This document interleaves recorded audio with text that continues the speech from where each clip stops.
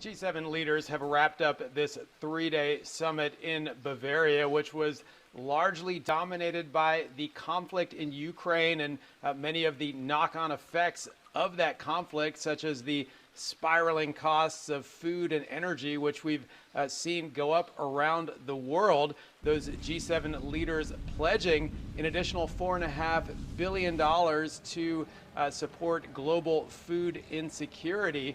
And again, really trying to showcase and take a position of unity, a united stance against Moscow in this conflict. And here's what German Chancellor Olaf Scholz had to say.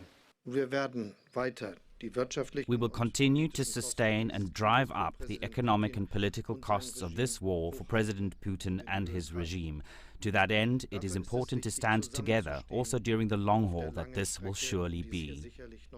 Now, really, the overarching message, both in the remarks from the leaders as well as the 28-page communique, which was released at the conclusion of the summit, was trying to figure out ways both to help make it possible for Ukraine to continue with its defense against Russia. In that communique, the G7 nations committing to explore new ways to limit Moscow's access to revenue. And one of the more interesting ways that was proposed in that document was this idea of an oil price cap on Russian oil specifically. So this would essentially mandate that buyers who want to be a part of this would have to pay not above a certain price for Russian oil, and if enough countries agree to do this,